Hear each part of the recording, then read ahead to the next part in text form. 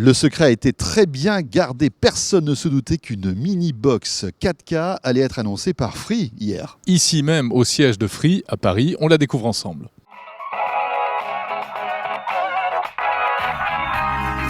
Donc hier matin, Xavier Niel sur scène pour présenter donc ces petites nouveautés et notamment cette box, donc cette nouvelle Freebox qui sera la Freebox d'entrée de gamme et qui, entre autres, supporte la 4K. On pourra avoir des images ultra haute définition sur cette box. Voilà, elle va remplacer la Freebox Crystal.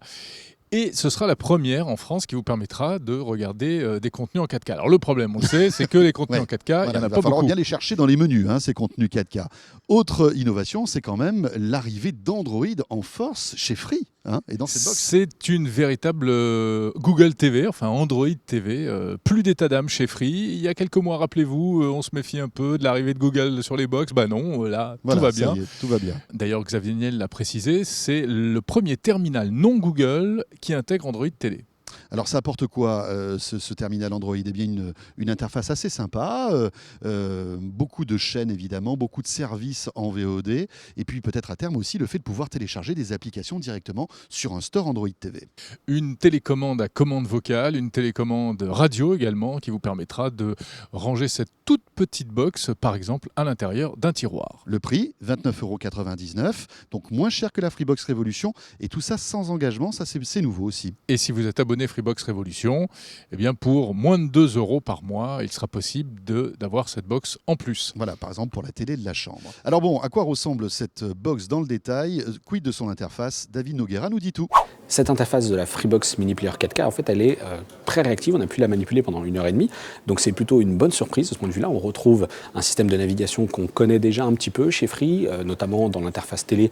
On a des systèmes de liste verticales pour les chaînes, puis la diffusion des programmes à l'horizontale. Donc ça, c'est très bien, très intuitif. Le menu d'accueil, il est lui aussi très réactif. Ce système Android TV est vraiment très clair. On retrouve la gestion de ces programmes, de ces services de VOD, de SVOD, l'accès donc à ces services multimédia, donc de cette interface Android, avec notamment la possibilité de consulter des services tels que YouTube, Dailymotion, et bien sûr la possibilité de se télécharger des applications. Petite précision quand même, notamment pour cette partie TV, eh bien c'est que ces box, comme elles n'ont plus de disque dur à l'intérieur, pour enregistrer les programmes ou activer des fonctions de time shifting, il faudra soit y connecter une clé USB ou un disque dur externe.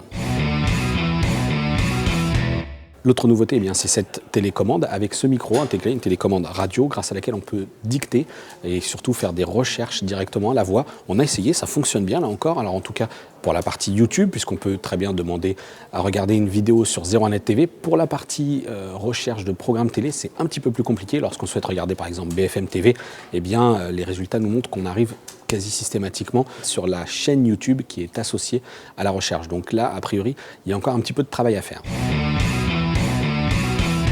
On finit donc par la partie application de cette box Android TV. Une chose est sûre, c'est qu'il y en a beaucoup plus que ce qu'on connaît aujourd'hui sur Freebox Révolution. Il y a bien des absents, notamment Netflix, et pour ça, il y a une solution. Cette box, elle est compatible avec Google Cast, qui permet donc de diffuser le contenu d'un smartphone directement sur l'écran de la télé. On l'a essayé, ça fonctionne. On peut donc regarder des vidéos YouTube et in fine, pourquoi pas, votre vidéo Netflix. Voilà, prise en main de la Freebox Mini 4K à découvrir également en détail par écrit sur 01net.com. Et puis surtout, si vous êtes intéressé par Free, ne ratez pas le replay du live que nous avons réalisé hier, juste après la keynote, avec Xavier Niel en invité exceptionnel, qui répond pendant près de 30 minutes à toutes nos questions. C'est sur 01nettv.com. On se retrouve demain. Salut à tous.